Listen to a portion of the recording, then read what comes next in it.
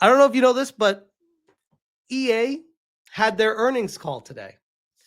And I was very keen on what was going to come from it because it was my thought that they would actually be reporting a downturn or that there'd be a drop off in players or they didn't really have much coming in the pipeline.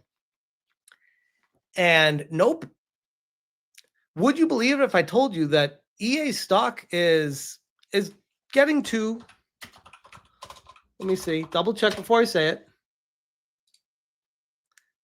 getting very close.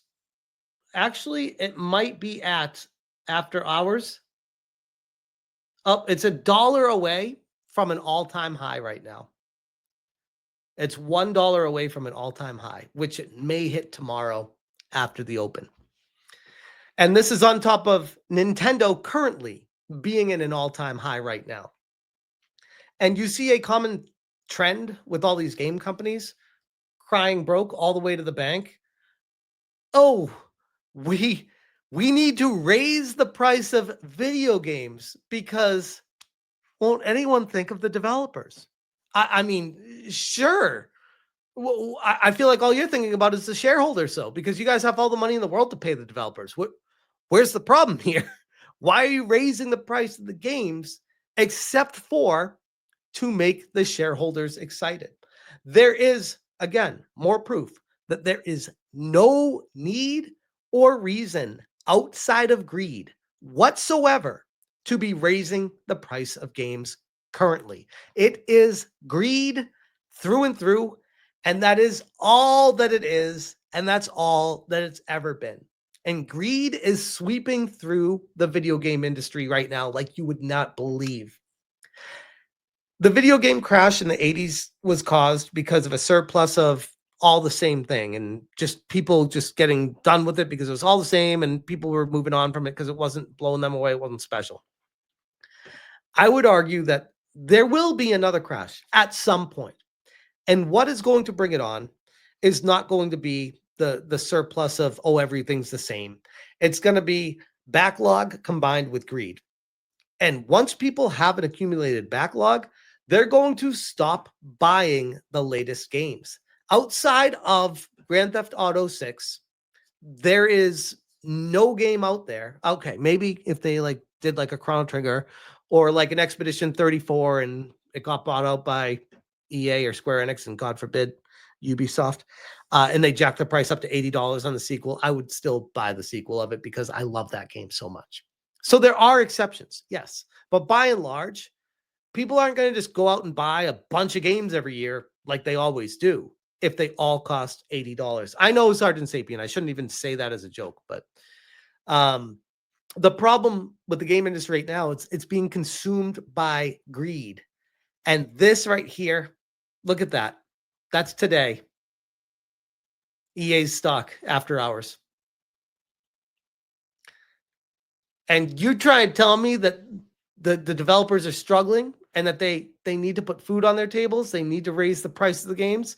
They're giving you less. You own nothing, and they charge you more. This one comes to us from CNBC, and they said EA issues strong bookings guidance as CEO touts Battlefield reveal. EA posted stronger than expected fiscal fourth quarter earnings. The video game maker said it expects bookings to range between 7.6 billion, and 8 billion for fiscal 2026. Now remember, this is the same EA that houses BioWare under its umbrella. The same BioWare that created Dragon Age: The Veilguard, that was a massive failure, hundreds of millions of dollars lost on that title, allegedly. Doesn't matter because we're raising the prices and you idiots keep buying our slop. At least that's what the shareholders think. CEO Andrew Wilson said EA's FC and college football games contributed to a strong year of bookings. Which I'll tell you guys, this is like the crack cocaine of the game industry. And EA has the market cornered on soccer and football. EA shares rose more than 5% after they topped fiscal fourth quarter estimates. And they talk about a bunch of number stuff here, which is so great if you care about that. But I care about the video games.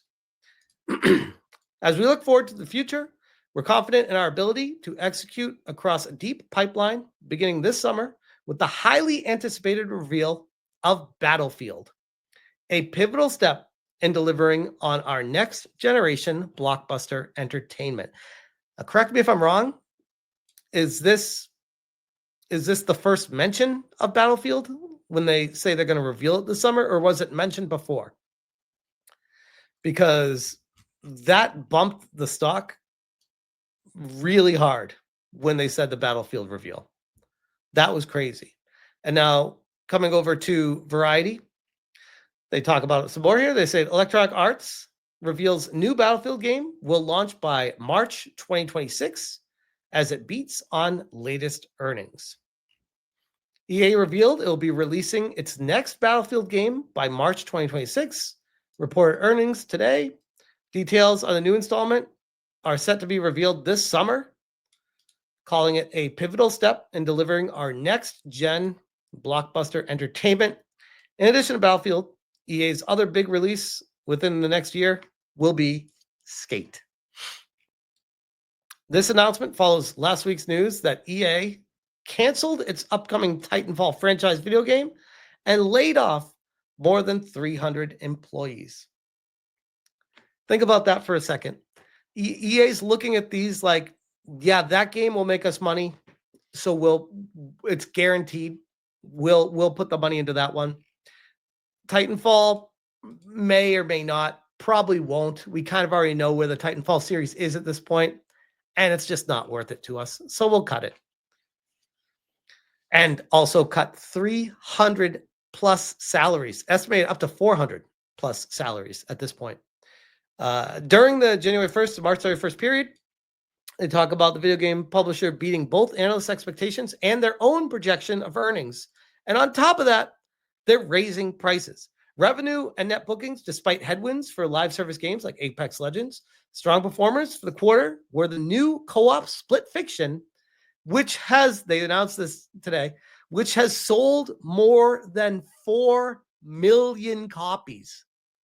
And I think when I was playing that with Hypnotic, I think we both were talking about how we were blown away by how good that game was, and probably how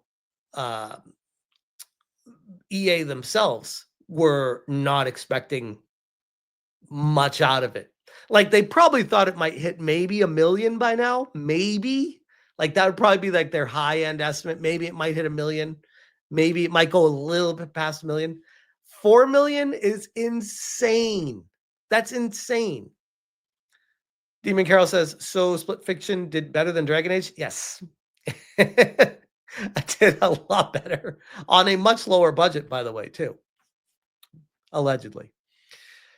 As well as franchises like EA Sports FC, The Sims, the latter of which is celebrating its 25th anniversary. Wall Street forecast 91 cents per share, and they reported 98 cents per share, which is a huge beat. And it's roaring on the news of, oh, on top of us beating estimates by a crazy amount, we're also going to be making even more money in the future because we're going to be charging more for the same shit. Nothing's changing except we're making more money. So you shareholders get more money out of this. How great is that? How great is that? They go on talking about more and more details, blah, blah, blah. But yeah, ultimately, end of the day, long story short, my greater point with all of this being, there is no need to be raising the price of games. Companies are proving time and time again that they don't need to do that. They keep crying all the way to the bank like, oh, wait, we need this, we need that. It's like, nope, we don't need any of it. We're reaching new highs before we even start charging more money because we are selling more copies of games right now than we ever imagined, especially Split Fiction.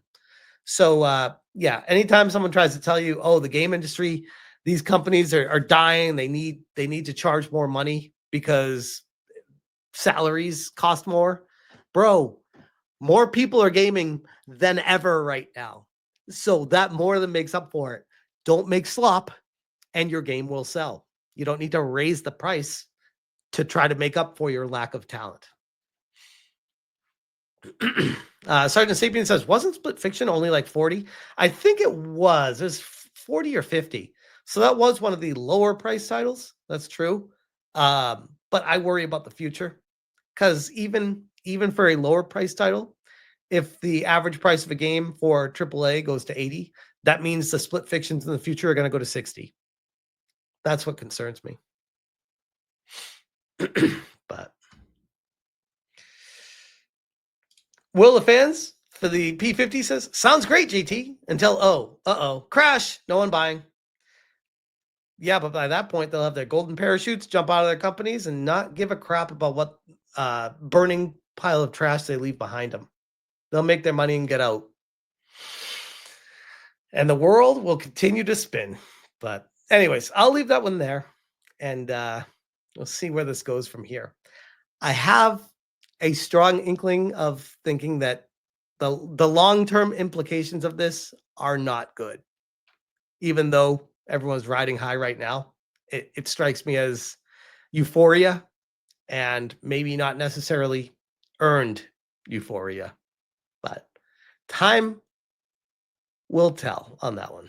I don't understand how EA is at an all-time high right now when I feel like they were a much better company back in the day. But microtransactions were a game changer for them, so I guess that's the difference. Is I don't buy the microtransactions, and I guess they get some whales that come in and just throw all their money into it every single night. But hey, if they're having fun with it, they're allowed to do it. More power to them.